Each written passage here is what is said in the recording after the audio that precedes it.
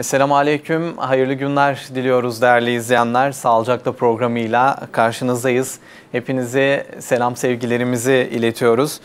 Bugün Gazi Yaşargil Eğitim ve Araştırma Hastanesi Başhekimi Muhammed Asena hocamızı ağırlıyoruz. Genel hastanelerdeki sağlık hizmetleri, sağlık sorunları, yapılan hizmetler birçok alanda inşallah kendisine sorularımızı yönelteceğiz. Hoş geldiniz. Hoş bulduk, hoş bulduk Musab Bey. Ayaklarınıza sağlık, çok teşekkür ederim hocam. Davetiniz için teşekkür ederim, sağ olun. Çok teşekkürler. Diyarbakır Gazi Yaşargil Eğitim ve Araştırma Hastanesi için gece gündüz çalışıyorsunuz hocam. Allah razı olsun. Bizler de görüyoruz, şahidiz Allah buna. razı olsun.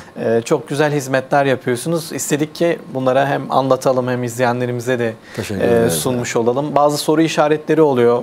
Hastaneyle ilgili hizmetler konusunda, randevular konusunda onları da en azından yanıtlamış olalım dedik. İnşallah. Çok teşekkürler tekrar. Ben teşekkür ediyorum. Davetimizi kabul ettiniz. Ekibimiz adına da teşekkür ediyoruz sizlere.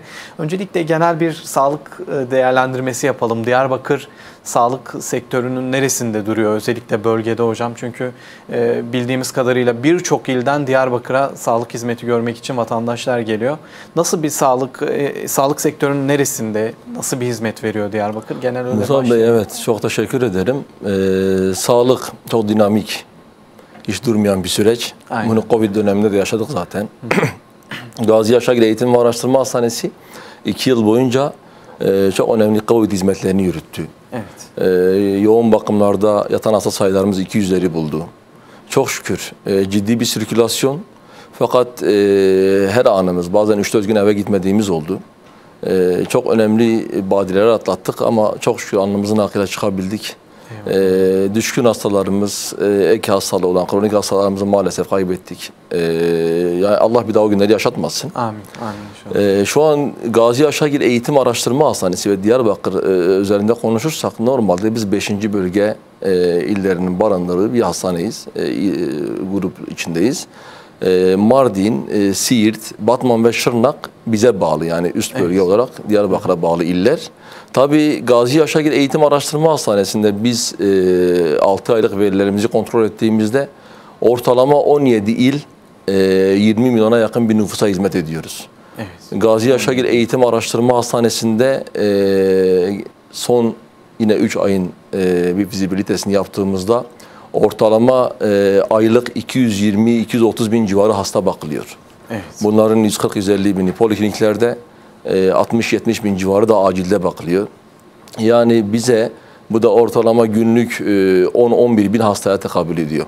Evet. Biz merkezi hekim randevu sistemi var biliyorsunuz. Özellikle merkezi hekim randevu sistemi ilk gündeme geldiğinde insanlar rahat bir şekilde saatinde gelip muayenesini olup gitsinler diye bir planlama yapıldı. Merkezi hekim randevu sisteminde saat aralıklarını da baz aldığımız için ortalama bir hekimin bakabildiği kapasiteye göre yani randevular tanımlanıyor. Yani yan dal uzmanlarımıza, uzman hekimlerimize ayrı ayrı olacak şekilde bir planlama yapılıyor. Branş bazlı planlamalar yapılıyor. Evet. Mesela bir psikiyatri hastasına 20 dakikada bir, diğer branşlarda 10 dakikada bir randevu oluşturuluyor. Tabii biz ortalama Gazi Yaşargil Eğitim Araştırma Hastanesi'nde günlük 6.000 merkezi hekim randevu sistemi üzerinden randevu veriyoruz. 6.000. Ama bizim hastane içinde oluşturduğumuz merkezi hekim randevu sistemi masalarımız var. Buraya bir hasta diyelim ki şehir dışından veya yine ilçelerimizden geldi, randevusuz geldi. Bunu mümkün mertebe, eğer çok ciddi bir yoğunluğumuz, doluluğumuz yoksa mümkün mertebe göndermeme üzerine kurulu bir politikamız var. Evet. Yani bu şuradan anlaşılacaktır. 6.000 merkezi hekim randevu sisteminin yanında ortalama günlük 5.000 de ayaktan muayene alıyoruz. Ve böylece 11.000 hasta bakılıyor. Diyarbakır Gazi Yaşargil Eğitim ve Araştırma Hastanemizde. Büyük bir sağlık ordumuz var. 5.500 civarı bir personelimiz, 550 hekimimiz, bunların 350'si klinisyen olmak üzere. Yine 160 tane asistanımız var. Yani inşallah gelecekte uzman hekim olacak adaylarımızı yetiştiriyoruz. Evet, yine 3 tane eğitim kliniğimiz var. Bu eğitim kliniklerine işte bir önce bahsettiğimiz asistanların yetiştiği eğitim klinikleri. Yani Gazi Yaşargil her geçen gün çıtasını yükselten bir hastane. Evet. Yani inşallah ekiplerimizle beraber İnşallah. üst düzeyde sağlık hizmeti verme adına çalışıyoruz yani. İnşallah. Bu arada bir hatırlatma yapalım izleyenlerimize de. Çare FM'den de dinleyenlerimiz var bizi şu anda takip eden. Bizlere ulaşabilirsiniz. Varsa sorularınızı iletebilirsiniz. WhatsApp hattımız da açık. Canlı yayın telefon hattımızda bizlere ulaşabilirsiniz değerli izleyenler. 17 il 20 milyon hasta dediniz hocam. Günde 11 bin yine hasta geliyor, muayene oluyor. Ciddi bir yük. Peki Gazi Yaşargil Eğitim Araştırma Hastanesi'nin hastane koşulları buna yeterli mi? Yeterli değilse hangi tedbirler alınıyor, neler yapılıyor bunun için hocam? Tabii biliyorsunuz Diyarbakır merkezinde Sur'un etrafında olan Selahattin Eyübi ve Kapı Devlet Hastanemizle beraber çocuk hastanemiz var. Evet. Bu hastanemize ek olarak Gazi Yaşargil Eğitim Araştırma Hastanesi ve bize bağlı Kadın Doğum Hastanesi var. Evet. Toplam merkezde şu an kamu hastane olarak 5 hastane hizmeti yürütmekte. Ve her geçen gün artan nüfus, Diyarbakır'ın popülerliğini de hesaplarsak, yani yine doğudan Diyarbakır'a göçleri de hesaba katarsak her geçen gün logaritmik artan bir nüfus yükü var. Evet. Bu minvalde Sağlık Bakanlığımızın politikalarını biliyorsunuz. Zaten şehir hastaneleri üzerinde devasa hastaneler yine fiziki olarak artık arana sisteminden ziyade tek kişinin konaklayabileceği, tedavisine olabileceği servisler planlanıyor. Diyarbakır Şehir Hastanesi bir yıl önce biliyorsunuz ihale edildi. Tam başladı ama dünyanın da maalesef altından kalkamadığı bir ekonomik buhrandan dolayı askıya alındı. Yani inşallah şunu bekliyoruz. Bu içinde bulunduğumuz Eylül ayı içinde tekrar ihale edilecek. Evet. Ve büyük ihtimalle Kasım ayında da temelleri atılacak şehir hastanemizin. Hızlı bir şekilde şehir hastanesinin tabii tamamlanması lazım. Çünkü az önce de bahsettiğim gibi çok hızlı logaritmik artan bir nüfusumuz var. Ama biz Gazi Yaşargil Eğitim Araştırma Hastanesi olarak ne yapıyoruz? İşte pandemiden önce normalde 5-6 bin muayeneyken 2 yıllık bir süre zarfında Covid'le mücadele akabinde böyle 2 katına yakın bir yük oluştu. Tabii bunlara yetişme adına devlet hizmet yükümlülük kurasından açıktan atamalara kadar bölgeye ciddi bir hekim desteği sağlanıyor bakanlığımız tarafından.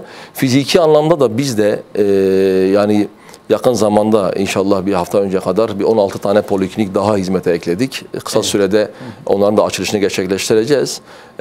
Yani hiç durmadan taleplere yetişme adına fiziki anlamda yine bakanlığımızla koordinasyonlu bir şekilde sahada hizmeti yürütme adına çaba sarf ediyoruz. Evet. Tabii Gazi Yaşargil'in normalde belli bir kapasitesi var. 80 bin dönüm bir kapalı alanı var. Burada ölü boşluklarımızı olabildiğince değerlendirerek bu hizmeti yürüteceğiz. Yani inşallah bu kadar 2 yıllık Covid süre zarfı içinde verdiğimiz hizmetlerin yanında aslında bu devede kulak. Yani inşallah bunları da hızlı bir şekilde yürüteceğiz ama artan bir yük var. Bunu yadsıyamayız. Burada belki artık biz 3. basamak bir hastaneyiz. 1. basamak yani insanlarımızın şuna da dikkat etmesi lazım. 1. basamak sağlık hizmetlerinde yani aile sağlığı merkezlerinde takiplerini yapıp belki ihtiyaç halinde hekimlerimizin yönlendirmesiyle Gazi Yaşargil'e gelirlerse belki bizim de bir nebze yükümüz azalacaktır yani. Evet. O sistemi ben sorayım zaten hocam. Biz bazen yanlış yapıyoruz. Direkt 3. basamak bir hastaneye başvurmak durumunda kalıyoruz. Bu da yanlış oluyor. Yoğunluğa sebep oluyoruz. Onu da soralım. Sorularımız içerisinde de var inşallah. Onu ayrıntılı bir şekilde bize anlatırsanız. Tabii. Şimdi bazı izleyenlerimiz şehir hastanesinden bahsettiğiniz için yeri değişecek mi diye sorular sormuşlar. Normal başladığı yerde devam edecek değil mi hocam? Bizim Talaytepe'de şu an mevcut yerinde şehir hastanemiz devam edecek. Evet. İkinci bir şehir hastanesi projesi var. Yine Seyrantepe civarında. Onun tabii ihale süreci ama şu an planlama dahilinde, bakanlığımızın planlaması dahilinde. Onun temelleri ne zaman atılır bilinmiyor. Yani ihalesini biz de takip ediyoruz. İkinci bir şehir hastanesi zaten Diyarbakır'ı çok daha fazla rahatlatacaktır. Evet. Ama şu an mevcut yerine devam edecek. Doğrudur.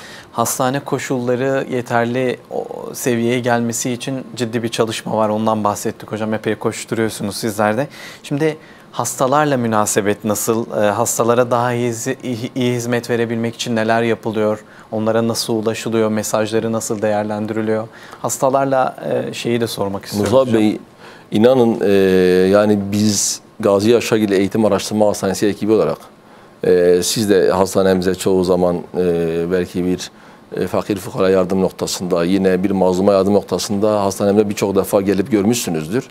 Biz sağlığı biyopsikososyal tam bir iyilik hali olarak değerlendirdiğimiz için Gazi Yaşargil Eğitim Araştırma Hastanesi'ne yaklaşık 2 yıldır yöneticilik yapıyoruz. Yani burada hastalarımızın Elazığ yolundaki kavşaktan Gazi Yaşargil Eğitim Araştırma Hastanesi'ne ana bir bina girişine kadar olan her türlü detaya kadar düşündük.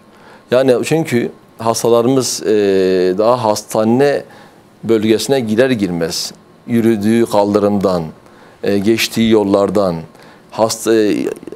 tıbbi hizmet aldığı hastaneyle beraber belki gittiği camiden, ibadethanesine kadar her türlü ayrıntıyı düşünüyoruz. Yani biz 2 yıllık süre zarfı içinde birçok merkezi de dahil ettik. Burada gerçekten çok büyük teşekkürü hak eden bir kurumumuz var. Yani Diyarbakır Büyükşehir Belediyesi 20 milyon TL'ye yakın 2 yıl içinde Gazi Yaşargil Eğitim Araştırma Hastanesi'ne bir hibede bulundu. 3. personel otoparkımızı yaptık, yollarımızı duble yol yaptık, çift şeritli. Yine Gazi Yaşargil Eğitim Araştırma Hastanesi'ne bağlı camimizin halısından ses sistemine kadar, çevre aydınlatmasından çocuk oyun parkına kadar, yine ağaçlandırmaya kadar her türlü desteği aldık. Tabii bu kurumlar arası diyalogla birçok işler çok daha hızlı halledilebiliyor. Yani biz bunun bilincindeyiz. Hep kurumlar arası diyaloğu da üst seviyede tuttuk. Şimdi hastalarımıza da tabii biz kalite ekibimiz normalde hasta memnuniyeti ve çalışan memnuniyeti anketleri yapıyorlar. Biz ola ki bu memnuniyetler taraflı olabilir. Belki kalite ekibimizden ola ki diye bir soru işareti aklımıza kalmasın diye ayrıca dışarıdan ekipler getirdik. Tebdili kıyafet hastane içinde gezdirdik. Ve bize başhekimliğimizi ve hekimlerimizden tutun da otomasyon personelimize, temizlik personelimize kadar ne eleştiri varsa önümüze getirin koyun dedik. Bu çalışmayı aldıktan sonra o minvalli düzeltmelere gittik. Yani hasta ve çalışan da, yani çalışan memnuniyeti de bizim için çok önemli. İçin ne geliyorsa elimizden o gayretteyiz yani. Eyvallah hocam. Bizler de bu konuda başarılar diliyoruz. Allah yardımcınız olsun inşallah. İzleyenlerimizden gelen sorular var. Hem kulağıma arkadaşlar aktarıyor hem de WhatsApp hattımızda da izleyenler var. Öncelikle çocuk nefrolojisini sormuş bir izleyenimiz. Çocuk nefrolojisi neden yok? Biz çocuğu muayene ettiremiyoruz son zamanlarda. Acaba olacak mı, gelecek mi diye Çocuk nefrolojisi, Musa Bey, ben hani 2 yıllık dediğim gibi yöneticilik varmış içinde çocuk nefrolojisi hep oldu. Evet. Gazi Yaşargil Eğitim ve Araştırma Hastanesi'nde. Sadece son 1 haftadır devlet hizmet yükümlülüğü var biliyorsunuz. Devlet hizmet yükümlülüğü biten bazı hekim arkadaşlarımız daha sonra kendi illerine veyahut da başka bir üniversite geçişle ilden ayrılıyorlar. 1 haftalık bir süre zarfı, yani bu geçen hafta 1 haftalık bir süre zarfı çocuk nefroloğu olmadı. Ama pazartesinden itibaren geçici görevle bir çocuk nefroloji hekimimiz geliyor. Evet. Bu pazartesi günü, 2 gün sonra. 1 ay geçici görevli ve devlet hizmet yükümlülüğü 106. dönem devlet hizmet yükümlülüğü için de biz talepte bulunduk. Yani devlet hizmet yükümlülüğüne göre ve açıktan atamalara göre hekimler burada istihdam ediliyor. Evet. Yani çok kısa bir boşluk oldu. Biz sonuçta Gazi Yaşargil'de şu an çocuk diyaliz bölümümüz var. Orada hiçbir hastamızı mağdur etmedik. Çocuk nefroloji uzmanımız olmasa dahi mutlaka bu işte ehil bir pratisyen hekimimiz veya işte diyaliz sertifikalı hekimlerimizi görevlendirdik. Peki, ben de çocuk hekimiyim zaten. Evet. Yani bu konuda çocuklar benim için çok hassas noktalar. Evet. Gazi Yaşargil Eğitim Araştırma Hastanesi çocuk hematoloji, çocuk göğüs hastalıkları, çocuk romatoloji, çocuk genetikten tutun da bütün yan dallarımızı şu an tamamlamak üzereyiz. 2015-16 yıllarında bunların hiçbiri yoktu. Yani hem hekim mezuniyet noktasında sıkıntılarımız vardı. Belki biliyorsunuz son dönemde hepimiz beraber müşahede ettik. Hekimlerle ilgili çok geniş alanlarda projeler var. Yani yan dal uzman hekimlerimizin de yetişmesi sonuçta bir sürece tabi. 3 yıllık bir süre zarfı içinde yan dal hekimleri yetişiyor. Bundan da istihdamıyla inşallah çok kısa süre zarfı içinde artık hiçbir sorun yaşamayacağız yani. Peki hocam. Giriş faslında bahsettik ama yine izleyenlerimiz özellikle randevu ile ilgili merkezi randevu sisteminden randevu bulamadıkları ya da bulsalar da 2 hafta gecikmeyle aldıklarına yönelik bazı sorular gelmiş. Hem telefonda bizim arkadaşlar iletiyor hem de WhatsApp hattımızda şöyle diyorlar. Hocamız bahsetti, randevusuz hasta kabulü var mı? Yanlış mı anladık acaba? Gelip hastanede fiş kesersek muayene olabilir miyiz? Hiçbir şekilde yanlış anlaşılmadı Musa Bey. Biz az önce de bahsettiğim gibi rakamlar çok net. Evet. 6.000 merkezi hekim randevu sisteminin yanında 5.000 tane ayaktan muayene alıyoruz. Bizim politikamız bunun üzerine kurulu. Evet. Bizim hastane girişlerinde merkezi hekim randevu sistemi masalarımız var. Evet. Biz merkezi hekim randevu sisteminde randevu tanımladığımız zaman aynı zamanda devam eden diye bir tanımlama yapıyoruz. Yani bunlar da dışarıdan gelen, hele bu özellikle düşkün hastalar, yaşlı hastalarımız için merkezi hekim randevu sistemi masalarından mutlaka randevularını alabiliyorlar. Hekimlerimiz özellikle branşlardan bahsettik. Mesela diyelim ki bir romatoloji. Bu romatoloji hekimimiz bir hastaya 15-20 dakika ayıracak ve merkezi hekim randevu sistemi üzerinden zaten 60 tane kapasite tanımlamışsak mesai saatleri içinde bunlara bakabilecek zaten kapasitesi belliyse bundan çok yüklenmiyoruz. Ama yine bahsettiğim gibi özellikle 6.000 hastane yanında 5.000 kişi zaten net olarak her gün ayaktan muayene ediliyor. Evet. Doğrudur. Bu sorunla ilgili sorun yaşayan da olursa Gazi Yaşargil Eğitim Araştırması başhekimliğine gelirlerse bu konuda bizim ekipler de onlara yardımcı olurlar yani. Evet, peki. Çok teşekkürler hocam. Şöyle devam edelim. Şimdi hastalardan bahsettik, hastalara yönelik hizmetlerden bahsettik. Şu soru da önemli. Hasta şikayetleri nereye yapılmalı? Değerlendirme süreçleri nasıl oluyor hocam? Hasta hakları diye bir birimimiz var. Net, hemen polikliniklerin olduğu katta hasta hakları birimine şikayette bulunabiliyorlar. En kestirme şikayet başhekimlik. Evet. Çok acil bir problem yaşarlarsa en kestirme şikayet başhekimlik. Yani başhekimliğe de çok rahatlıkla gelebilirler. Şu ana kadar elimizden gelecek kimseyi boş göndermedik. Ama daha detaylı şikayete bulunmak istiyorsa, bu işe resmiyete kavuşturulmak isteniyorsa hasta hakları birimimiz var. Oraya rahatlıkla başvurabilirler. Ya sadece şikayet değil hocam. Belki öneri olabilir bunun içerisinde. Zaten hasta haklarında biz önerileri de dikkat alıyoruz. Bize hasta haklarına gelen her dilekçe direkt başhekimin önüne düşer. Evet. Yani hasta haklarına biri dilekçe verip evrak kayıttan geçirdiği zaman direkt benim önüme geliyor yani. Evet. Değerlendiriyorsunuz onları. Tabii ilgili müdürlerimizle mutlaka yüz yüze görüşüp eğer acil bir durumsa acil çözüm ve mutlaka telefon numarası da eklerlerse telefonla kendilerine dönüş yapıyoruz. Evet. Sosyal medyadan çok ulaşan oluyor. Yani orada ulaşanlarla ilgili yine mümkün mertebe sorularına cevap vermeye çalışıyoruz. Peki. Bununla ilgili hatta bir not eklemek istiyorum. Peki. Yakın zamanda Muşlu bir hastamız İstanbul'da yaşıyor. Cazim Bey. 165 kilo civarlarında. Yine yakın zamanda başlattığımız bir obezite cerrahisi var.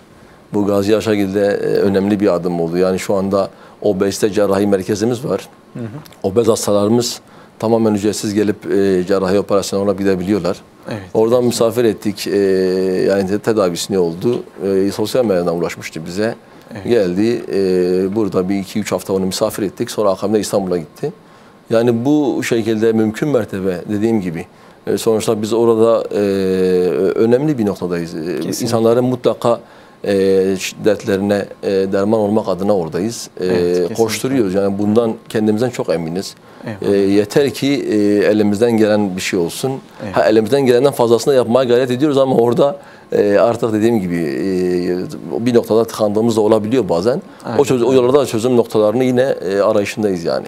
Aynen hocam, çok teşekkürler. İzleyenlerimizin sorularını ben yöneltmek istiyorum hocam. Ameliyat ücretleriyle ilgili merak etmiş izleyenlerimiz. Ameliyatlardan ücret alınıyor mu? Alınıyorsa bunlar nelerdir yani? Nasıl, resmi midir değil midir diye. Şimdi Dicle Üniversitesi'nde MDÖ var. Yani hekim dışı veya mesai saatleri dışında özellikle akademik anlamda muayene olmak için arkadaşlarımız ücret ödüyorlar. Bizde Gazi Yaşargil Eğitim Araştırma Hastanesi Sağlık Bilimleri Üniversitesi'ne afiliye bir hastane. Biz de üniversite hastanesiyiz. Ama bizde MDO uygulaması kesinlikle yok.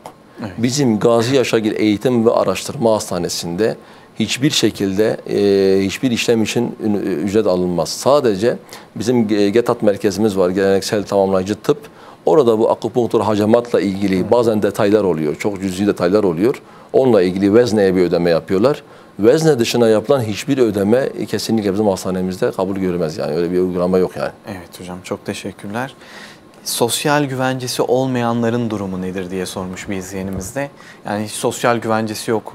Nasıl hastaneye nasıl sosyal güvencesi olmayan diye bir tabir kalmadı Musab Bey. Evet. Bizim şu anda biliyorsun son dönemde özellikle SGK politikamızda, devlet politikamızda öyle bir durum yok. Sosyal güvencesi olmayan özellikle bazen Suriyeli vatandaşlarımız oluyor veyahut da o şey olan kayıp kimlik adı altında gerekli tedavi uyguluyoruz. Yani bizim tabii. Rahat bir şekilde hastaneye başvurabilirler. Tabii kesinlikle. Peki. Çok teşekkürler hocam. Şimdi hastanelerdeki genel sorunlar nelerdir diye bir sorumuz var ama öncesinde ben şunu sormak istiyorum. Hep sorun, sıkıntıları konuşuyoruz ya. Hocam güzelliklerinden biraz bahsedelim, hizmetlerinden biraz bahsedelim hastanelerin. Neler yapılıyor, hangi hizmetler veriliyor daha çok? Bu hizmetlerden aldığınız böyle güzel, olumlu tepkiler, bunları biraz konuşalım. Şimdi biraz önce de bahsettim aslında, bir giriş yaptık. Günde 11.000 hasta. Evet. Ayda 4.000 ameliyat. Şimdi bunların hepsi yani %99'a yakın şifayla sonuçlanıyor. Evet, yani bu çerçeveden baktığımız zaman aslında nasıl muazzam bir iş üretildiği ortada. Çocuk kalp damar cerrahi merkezimiz var. 2016 yılında sağ olsun bizim Bedri hocamız var, çocuk kardiyoloğu. Onunla beraber bizim için bir hayal olan ama yakın zamanda 1000. açık çocuk kalp ameliyatını gerçekleştirdiğimiz bir kliniğimiz var. Çocuk kalp damar cerrahi merkezimiz. Evet. Şu an Türkiye'de Siyami Ersek ve Mehmet Akif'ten sonra 3. büyük merkez. Obezite cerrahisi yine çok önemli bir işti. Şu an 4 hekimimiz orada obezite cerrahisiyle ilgileniyor ve çok ciddi cevaplar alıyoruz. Yani o kadar insanlarımız mutlu ki bu konuda. Evet. Üçüncü bir konu hiperbarik merkezimiz var. Özellikle iyileşmeyen yaralar, diyabetik ayaklar olsun. Evet. Uzun süre iyileşmeyen yaralar biliyorsunuz bir oksijen tankımız var. Hiperbarik ünitemiz. O da yakın zamanda hizmette şu an ücretsiz bir şekilde tedavi hizmetini çok rahatlıkla alabiliyorlar. Yine nükleer tıp merkezimiz. Evet. Nükleer tıp merkezimiz bir önce bahsettiğimiz 20 milyon nüfusa hizmet veren tek merkez. Evet. Ve orada 6 nükleer tıp uzmanımız var. Nükleer tıpla ilgili veyahut da işte biliyorsunuz çağımızın vebası, kanser hastalığı, onların uzun süre tedavileriyle ilgili yapılmayan hiçbir işlem yok. Evet. Nükleer tıp merkezimizde. Hı. Çok rahatlıkla gelip bizim biraz 1000 metrekare yakın bir alanımız vardı. Biz bu alanımızı 1500-1600 metrekare yakın genişlettik. Şu an çok daha rahat bu tedavi hizmetini alabiliyorlar. Az önce bahsettiğim hem dahili branşlarda hem de çocuk branşlarında yan dallarla ilgili yani 4-5 sene öncesine göre çok önlerdeyiz. Yine eğitim kliniği olma adına ciddi çaba sarf eden bir hastane var. 2020 Ekim ayında aslında bu nereden anlaşılıyor? 2020 Ekim ayında 27 milyon TL aslında ciromuz varken şu an 63 milyona yakın bir ciromuz var. Bu ne demektir? İşleyen yani her dakikası, her saniyesi kıymetli olan bir hastane Gazi Yaşargil. Yani burada sayabileceğimiz onlarca branş var, onlarca özellikle hizmetlerimiz var. Yine post-Covid polikliniği, Covid sonrası uzun süre iyileşmeyen hasarımız vardı. Baş ağrısından, öksürük şikayetlerinden. Post-Covid polikliniğimiz hala hizmette. Yine GETAT merkezimiz tek poliklinikte hizmet veriyordu. 3 polikliniğe çıkardık. Şu an geleneksel tamamlayıcı tıp merkezimizde ozon tedavisi, akupunktur, hacemat, her türlü işlem, fitoterapi uygulanıyor orada GETAT merkezimizde. Yani her günümüz, her haftamız bir projeyle inşallah taşlandırılacaktır yani. İnşallah hocam, çok güzel hizmetler. Rabbim yardımcınız olsun inşallah. Teşekkür ederim. Yine izleyenlerimiz mesaj bırakmışlar. MR'la ilgili soruları var hocam. Biz Gazi Yaşargil Eğitim Araştırma Hastanesi'nde MR için 1 ay, 20 gün gibi sürelerle karşılaşıyoruz. Yani gidin 20 gün sonra gelin öyle çekebiliriz gibi. Acaba tıbbi cihaz yetersizliği mi var? Değil. Şimdi ona gelelim. Yani bu neden kaynaklanıyor bu sorun? Şimdi az önce bahsettik ya, günde kaç muayenemiz var? 11.000. 11.000. Bir hekimimizin bir ay boyunca istediği verileri istedim. Bir beyin cerrahi hekimimizin bir ay boyunca istediği MR sayısı 4.000. Evet. Sadece bir hekimin. Tabii 355 klinisyenimiz var. Bunları hesaplarsanız aslında MR istem sayıları, yani görüntüleme hizmetine baktığımız zaman sahada artan talebe karşı MR'da ciddi bir yük oluştu. Yaklaşık 2 ay öncesine kadar maalesef 3 aya kadar gün sürelerimiz uzadı. Evet. Tabii bunu görünce biz daha 6-7 ay öncesinde bunu aslında öngörmüştük. Bakanlıktan MR talep ettik. Evet. MR normal bir steteskop gibi, bir otoskop gibi değil yani. Büyük bir MR cihazından bahsediyoruz. Şu anda ve 20 milyon TL civarında bir rakam olan bir MR cihazından. Ve sağ olsun bakanlığımızın planlamasıyla ikinci MR cihazımızı biz yaklaşık bir 45 gün önce kurduk. Evet. Şu an ikinci MR cihazımız hizmette. Tabii 3 aylık gün süreleri şu anda 10-15 günlere düştü. Evet. Yani 3 aylardaydık biz, 10-15 günlere düştü. Ama mesela Selahattin Eyyubi Devlet Hastanemizde aynı gün çekiliyor. Aslında bu biraz hastanenin yüküyle alakalı. Yüküyle alakalı. Selahattin Eyyubi Devlet Hastanemizde biraz daha yük az olduğu için aynı gün veya bir sonraki güne çekilebilirken bizim 3 aylardan şu an 10-15 güne gelmesi aslında çok güzel bir gelişme oldu. Aynen. Biz biraz önce bahsettiğim logaritmik bir artıştan bahsettik ya. Yine öngörümüz bu arada ikinci tomografi ek olarak üçüncü tomografi cihazımız da geldi. Tomografi kesinlikle gün verilmiyor. Aynı gün çekiliyor tomografi. MR'dan 15 günlerde düştük. Şimdi dördüncü tomografi ile üçüncü MR'ı istedik. Bakanlığımız onu da onayını verdi. Yani Allah izin verirse 5-6 ay içinde üçüncü MR'la dördüncü tomografiyi de kuruyoruz. Evet. O zaman tabii aynı gün inşallah hastalarımız çekip gidecek. Evet. Yani izleyenlerimiz müsterih olsunlar, evet, çalışmalar devam kesinlikle ediyor ve bu hastane yükünden kaynaklanıyor aslında. Tabii. Siz de ifade ettiniz.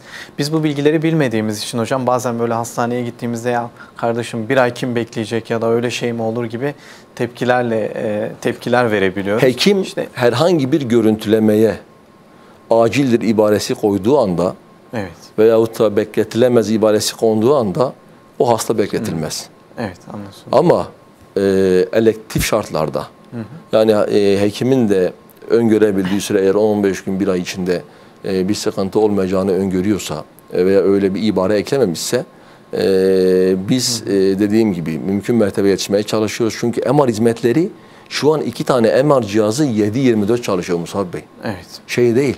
Ve işlemler de kısa sürmüyor MR'da değil mi hocam? Tabii görüntüleme hizmetleri mesaiyle sona ermiyor. Bizim görüntüleme hizmetlerimiz, MR'ımız 7/24 2 MR'ımızla çalışıyor. Evet. Yani bu ne demek? Bu kapasitenin zaten son noktaya kadar artık kullanıldığını gösteriyor. Yoktu. Yani yakın zamana kadar ikinci MR yoktu. Geldi. Şu an onunla çalışıyor. Çok hızlı bir şekilde adapte olduk. Bir an önce faaliyete aldık MR'ı ve 7/24 şu an ikisi çalışıyor. Üçüncü MR'ımızı da istedik. Yani tabii insanlar haklı olarak gelip aynı anda bütün görüntülemelerini bitirip görüntüleme dışında şu an bir aksaklamamız yok. Yani laboratuvar hizmetleri yani diğer hizmetlerde her an aynı gün tamamlanıyor ama görüntüleme hizmetleri dediğim gibi artan yüke karşı bunların da bir planlanması var. Bakanlıktan talebi, bakanlığın bunu planlaması, ile göndermesi ama dediğim gibi çok kısa süre zarfı içinde 3. MR ve 4. tomografi cihazımız da gelecek yani. Evet, inşallah hocam. Evet, inşallah. İnşallah diyelim. Onkolojiyi sormak istiyorum hocam. Onkoloji Bölümü Eğitim Araştırma Hastanesi'nde o da sanırım yeni genişletilmeye başlanan böyle üzerinde durduğunuz bir bölüm. Biraz onu da şimdi onkolojide bizim 3 onkologumuz hizmet veriyor. Yani onkoloji sadece onkoloji merkezinden ibaret değil. Bunun radyoterapi ünitesi var. Az önce bahsettiğim nükleer tıp kısmı var. Evet. Yani radyoterapi ünitemizde 3 hekim, onkolojide 3 hekim, 6 hekimimizde nükleer tıpta. Şu an aslında devasa bir kadroyla Gazi Yaşargil'de kanser hastalarımızın hizmeti yürütülüyor. Bununla endeks paralel olarak bir de onkoloji cerrahisi var. Evet. Yani onkoloji bölümünde hasta geldi, tanı kondu. Radyoterapi veya nükleer tıp hizmetine ek olarak bir de cerrahi gerektiği anda yine cerrahi onkoloji alanından da güçlü bir hekim ve sağlık ordumuz var yani. Evet, peki. Çok teşekkürler hocam. Yine hizmetlerinizden biz tabii konuşmak istiyoruz. Daha hizmet verebilmek için hocam genel olarak neler yapılıyor? Siz satır aralarında her bölümden konuşurken ya da her soruyu içerisine yerleştirdiniz ama yine genel olarak sormak istiyoruz böyle. Hastaneyle ilgili hangi çalışmalar yürütülüyor daha iyi bir hizmet için? Musa Bey şöyle. Şimdi Gazi Yaşargil Eğitim Araştırma Hastanesi ana bina, ek bina. Önce bir kısaca onu anlatayım. Ana binamız 650 yatak. Ek bina kadın doğum 450 yatak. Yine bir yıl önce çok şükür nasip oldu bize Amatem, Çamatem binalarımız. Madde bağımlılarının tedavi edildiği Amatem, Çamatem binalarımız 50 yatak. Bağlar Sent Polikliniğimiz, 13 polikliniğimiz orada var Bayındırlık'ta. Cezaevinin içinde 4 polikliniğimiz var. Bunların hepsinde biz hizmet yürütüyoruz. Ve çok yakın zamanda henüz açılışını gerçekleştirmedik ama hasta kabulüne başladık. 50 metrelik yolda toplum ve ruh sağlığı merkezi açtık. Yani Gazi Yaşargil sadece Gazi Yaşargil ana binada görülen yapıdan ibaret değil. Buna bağlı 5 ayrı merkez var. Toplam yani 6 merkezde biz bunları yürütüyoruz. Tabii az önce bahsettiğiniz merkezi hekim randevu sisteminde tanımlama artı ayaktan başvurularla beraber 11.000 muayeneye rağmen hala bize de ulaşıyor. Yani biz randevu bulamıyoruz sorunlarıyla ilgili. Biz bununla ilgili ne yapabiliriz, ne edebiliriz derken ek poliklinik alanları oluşturmaya başladık. Yani kısmet olursa 15 Eylül'den itibaren artı 16 tane daha poliklinik açıyoruz. Tabii bunları yaparken de biraz önce bahsettim, yani bakanlıktan taleplerimiz, onaylanması falan çok uzun sürebilme ihtimaline karşı biz hayırsever iş adamlarımızdan destek talebinde bulunduk.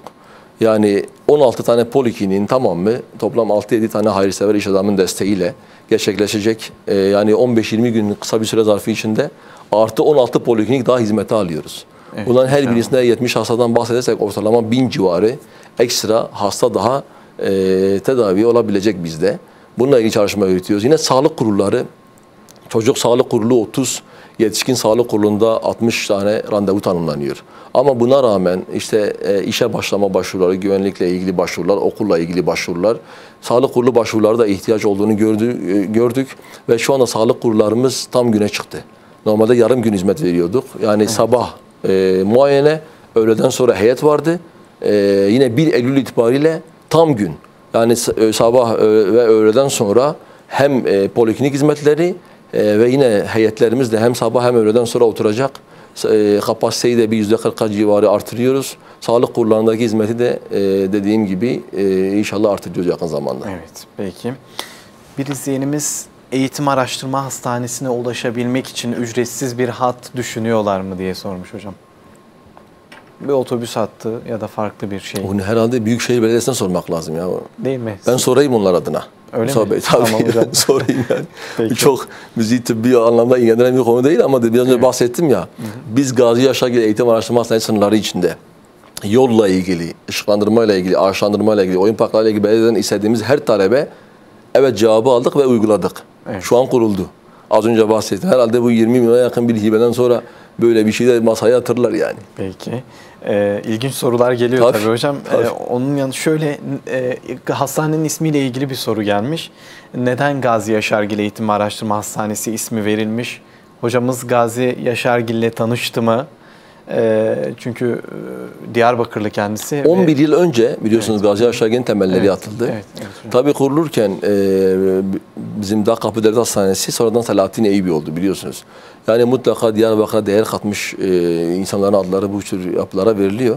Evet. Gazi Yaşargil Diyarbakır doğumlu ve şu an dünyada kabul gören bir beyin cerrahı. Beyin cerrahı, doğru. Tabii Gazi Yaşargil ben 2020 Ekim ayında gelmemden bir 2 ay sonra bir mail attım. Evet. Kendisine şu an 91 yaşında olduğunu, kesinlikle çıkamadığını, İstanbul'da kalıyor. Evet. Şu an operasyonlara destek veriyor ama tamamen online. Kesinlikle evin dışına çıkmadığını iletti. Yoksa Diyarbakır'da ağırlamak isterdim kendisini, tanışmak isterdik. Evet. Ama girişimde bulunduk yani. Adını yaşanması, bir Diyarbakır'ın değeri olarak adını yaşanması tabii ki bizi de mutlu ediyor yani. Peki hocam, çok teşekkürler. İzleyenlerimiz merak etmişler acaba hocamız tanıştı mı kendisiyle? Tanışamadık. Ya da bir dediğim gibi yaştan ötürü 90 yaşlarını geçti. Evet. Ama hala bilime katkı sunmaya çalışan bir bilim adamı. Peki hocam. Hala da elinden geldikçe online tecrübelerini paylaşıyor yani. Peki hocam, çok teşekkürler. Şimdi hep size yönelik beklentileri biz sorduk, konuştuk ya hocam. Sizin daha iyi bir hizmet için hastalardan, vatandaşlardan beklentileriniz neler? Siz neler bekliyorsunuz? Vatandaşlarımız nasıl davranmalı? Özellikle o basamaklar konusunda biz direkt bazen birinci basamağa değil de 3. basamağa direkt geliyoruz. Az önce ben notlarım arasına aldım soracağım diye. Hastalar neler yapmalı hocam? Hem yükünüzü hafifletmek adına hem diğer hizmetlerin aksamaması adına. Sizler neler bekliyorsunuz? Mustafa Bey, şimdi az önce de bahsettiğim 11.000 hasta yükü bir hastane için büyük bir rakam. Yani biz tamam artı 1000 için şu an poliklinik açma çalışmalarımız, bakanlıktan hekim taleplerimiz bunlar gerçekleşiyor. Ama evet, şimdi 11.000 belki yakın zamanda 12.000 günlük hasta muayene sayıları poliklinik bazlı böldüğümüz zaman ortalama 70-80 hastaya tekabül ediyor. Uzmanlarımız yani ben birebir şahit oluyorum. Çünkü hep sahadayım. Ciddi bir özveriyle çalışıyorlar. Evet, şu an bir hastanede aylık 4.000 ameliyat gerçekleşiyorsa o hastaneye gerçekten de yürekten teşekkür etmek lazım. Yani ben kesinlikle burada Diyarbakır halkı adına çok teşekkür ediyorum. Bölge adına çok teşekkür ediyorum. Hekimlerimizde ciddi bir gayret var. Tabii hekimlerimiz özellikle hastalarımız birinci basamağı efektif kullanabilirlerse, yani en ufak bir problemde direkt 3. basamak bir hastaneye gelmezlerse, çünkü az önce bahsettiğimiz bir üniversite hastanesiyiz. Bunu biliyorsunuz, Cumhurbaşkanlığımızın politikası gereği herkes istediği kuruma başvuru yapabilir diye bir genişlik sağlandı. Ama biz toplumsal olarak acaba oraya gitmemi gerektirecek ne var diye bu soruyu kendimize sorarsak aslında Gazi Yaşargil'in ve diğer kurumlarımızın yükü azalacak. Birinci basamaklarda özellikle acillere bakıyoruz. Yani yeşil alan muayeneleri şu an acile başvuruların %95'i kadar. Evet. Yani acil hasta sayımız %5. 10 minvalde sağlık kurumlarımız, özellikle birinci basamak sağlık kurumlarımızdan bir süzgeçten geçtikten sonra bize gelirlerse belki bu yükümüz azalacak ve aslında 3. basamak hastaneye gelmesi gereken hastalarla hekimlerimiz daha fazla ilgilenecek. Evet. Son dönemde sağlıkta şiddet. Şimdi hastaneye biz biyopsikososyal tam bir iyilik hali dedik. Hastaneye gelen hastalarımız, hasta ayaklarımız belki getirdiği hastadan dolayı psikolojik olarak tamam bir travma yaşıyor olabilir. Hepimiz yaşıyoruz yani biz hekimiz, biz hastalanmıyor muyuz veya bir yakınımız hastalanmıyor mu? Gittiğimiz zaman biraz gergin olabiliriz. Ama kesinlikle onun da bir ölçüsü var. O saygı sınırlarını aşmamamız lazım. Kesinlikle. Yani geldiğimiz zaman empati yapmamız lazım. Orada belki 24 saatinin sonlarında, 23. saatinde bir hekim çalışıyor, bir sağlık çalışanımız çalışıyor. Yani orada bir empati yapması lazım. Tamam benim ruh halim kötü, benim hastam var getirdim ama onun ruh hali nasıl? Onun da evde belki bir problemi vardır. Yine hastanede uğraştığı kesinlikle, konular. Kesinlikle. Sağlık inanın diğer meslek gruplarından çok ayrı bir artık hayat felsefesi oluyor. Bizde bunu Covid döneminde de gördük. Herkes belki esnek mesaide çalışırken sağlık eve gidemedi. O açıdan bunu sürekli önlerinde tutarlarsa, yani o empatiyi kurarlarsa biz sadece sağlık çalışanlarımıza saygı ölçeğini kaybetmemelerini istiyoruz yani hakkımızda. Peki hocam. Biz basın mensuplarına hangi mesajlarınız var hocam? Çünkü basın da çok önemli. Yanlış anlamaların önüne geçebilecek düzeydeyiz, bir yerdeyiz. Yanlış haberler yapılıyor bazen ya da evet, çok güzel bir vatandaşın yanlış anlayabileceği bir konuda bir haber yaparsınız, bir şey yaparsınız. Şimdi, mesela bugünkü gibi Gazi Yaşargil'in bu kadar hasta yükü olduğunu ilk defa biz bu yayında belki birçok kişiye duyurmuş olduk. Belki ilk defa duydular hocam. Ve bundan sonra daha anlayışla karşılayacaklar. Basına da önemli görevler düşüyor. Onun için de bazı mesajlar alalım. Mustafa Bey inanın biz Diyarbakır basının özelinde konuşayım.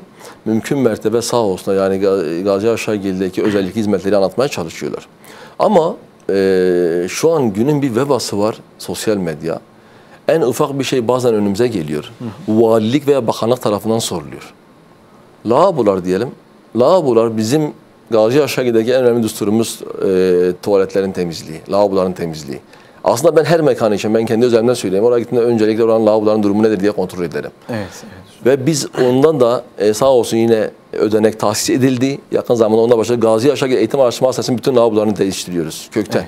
Evet. Lavabolarından, fayansından tuvalet taşına kadar hepsi değişiyor. Evet. O kadar önem verdiğim bir konuyla ilgili. Bazen önüme düşüyor işte Gazi Yaşargil'de görüyor musunuz temizlik yok. O anda belki bir hasta yapmıştır. Bilemiyoruz. Belki art niyetli biri yapmıştır. Aslında orada saat çizelgemiz var. Her saat başı kontrol ediliyor. Ve benim hassasiyetimi de ekibim çok iyi bilir. Orada görürken bir bakıyoruz ki basındayız. Yakın zamanda yine bir yayın grubunda gördük. Gazi Yaşargil'in bahçesinde işte hastaların konaklayacağı yer yok. İnanın o kadar yanlış bir cümle ki. Gazi Yaşargil Eğitim Araştırma Hastanesi'nin bahçesinde konaklayacak yere ihtiyaç yok. Sağlık kurullarının bahçesinde konaklamaya ihtiyaç yok. Biz il dışından gelen bütün hastalarımızı, ben 2014 yılından beri yöneticilik yapıyorum. Büyükşehir Belediyesi'nin konuk evi var. Doktor kaşesiyle gidip konuk evinde rahatlıkla konaklayabiliyor. O da olmadı. Gelsinler başhekimlik kaşesiyle direktmen. Şu an doluluk oranı %30-40'larda. Evet. %60 bir boşluk var. Şehir dışından gelen hiçbir ücret ödemeden gidip orada konaklayabilir. Ama maalesef biz toplum olarak bir yoğun bakımda hastamız yattığı zaman o yoğun bakım bahçesine ziyarete görüyoruz. Yani 70, 80, 90, 100'lü gruplar oluyor. Aynen. Yani bunları barındırabileceğimiz bir alan oluşturmamız mümkün değil.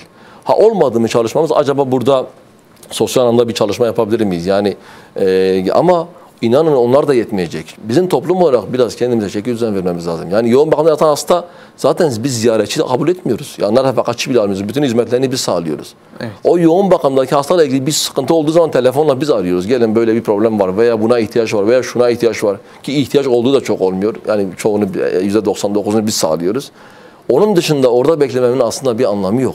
Mesela bu görüntü düşebiliyor. Bizim isteğimiz yani bu kadar önemli hizmetler yürütülen bir hastanede, bir sağlık sisteminde bu devede kulak olarak görülen şeyler kesinlikle paylaşılmasın yani. Peki. Hemen yan tarafınızda diş hastanesi var hocam. Onunla ilgili yani sizin bünyenizde değil Ağız mi? ve Diş Sağlığı Hastanesi ayrı bir hastane. Ayrı bir Gazi hastane. Yaşargil'de. Hem bizim minyatürümüz gibi gözükür ama Evet. başhekimliği ayrı bir hastane. Diyarbakır İl Sağlık Müdürlüğü'ne bağlı çalışan ayrı bir hastanemiz. Evet. Peki. Onunla ilgili bir soru vardı. Şöyle diş tedavisi için gittim. Beni Dicle Üniversitesi'ne yönlendirdiler. Orada da ücret farkı ödedim. Hani bu duruma ne der Ya hocamız inanın, diye. diş hastanesini Aynen. hiç bilmiyorum. Peki. Hiç alanımız değil yani. Peki. Hocam yayınımızın da artık yavaş yavaş sonuna geliyoruz. Ben son mesajlarınızı da dinlemek isterim. Hangi mesajları verirsiniz? Öyle kapatalım. Musa Bey inşallah. yaklaşık 4-5 ay önce yine bir Covid piki yaşadık biliyorsunuz. Özellikle bayramdan sonra bu arttı. Tedirgin olduk. Evet. Covid'e ilgili alan oluşturduk. Hem yoğun bakım hem servis alanları. Dramatik bir artış vardı. Yani günde 1500 civarı bir pozitifliğe ulaştık. Evet, evet. Fakat son dönemde pozitifliğimiz çok düştü. Şu an serviste 7, yoğun bakımda 4 hastamız var. Bunlar çok düşkün hastalar. Evet. Yani Covid'i yavaş yavaş gündemimizden çıkarıyoruz. Ama İnşallah. Covid döneminde özellikle dikkat ettiğimiz, şimdi maske diyoruz. Maske biliyorsunuz artık serbest bırakıldı. Fakat kronik hastalığı olan, immün yetmezliği olan, ek hastalığı olan hastalarımız, toplu olanlara, özellikle taziye, düğün gibi yerlere giden mutlaka maske takmaya dikkat etsinler. Bu çok önemli. Evet. Yine mesafe, sosyal mesafe, toplu buluşmalar dışında mümkün mertebe ona dikkat etmemiz gerekiyor ve temizlik konuları bizim için olmazsa olmazdan. Yani tekrar bir Covid gündeme almak istemiyoruz. Bu kadar non-Covid dışı sağlık hizmetlerinde yoğunluk varken tekrar bir Covid yükü maalesef sağlık sisteminde aksatacaktır. Buna çok dikkat etmemiz gerekiyor. Az önce bahsettiğim her ne kadar politikamız gereği bütün hastanelere başvurular serbest bırakılmış olsa da basamağı mutlaka hastalarımız, halkımız gözetlesin mutlaka. Birinci basamaktan sonra gerekirse hekimin yönlendirmesiyle 3. basamak hizmetleri. Biz Diyarbakır sağlığı için çalışmaya devam edeceğiz. İnşallah hocam. Dediğim gibi 2014'ten bu yana bir Diyarbakırlı olarak Diyarbakır'ın hizmetindeyiz. Yani 7-8 yıla yakında yöneticilik yapıyoruz. Dönem dönem 1-2 sene ayrıldığımız oldu ama hep yöneticilikle geçti. Eksikleri biliyoruz, görüyoruz. Yani halkımızın şu an gördüğü eksiği biz de görüyoruz. Evet. Ve bunun için gayretimiz var. İnşallah. Ama İnşallah. dediğim gibi karşılıklı diyalogla, empati yaparak İnşallah bu deveyi güdeceğiz. İnşallah hocam. Bu diyardan gideceğimiz yok, bu deveyi güdeceğiz yani. İnşallah. Bu arada arkadaşlarımız rejiden Evet. izleyenlerimizin aradığını çok teşekkür ettiklerini hocam. Özellikle Sağ verdiğiniz olsunlar ya. Bilgiler. Sizlere başarılar Allah diliyorlar. razı olsun. Çok teşekkür ederim. ediyorlar. Ben de yayın çok içinde. selam söylüyorum hepsine. Eyvallah Sağ hocam. olsunlar. Çok teşekkürler.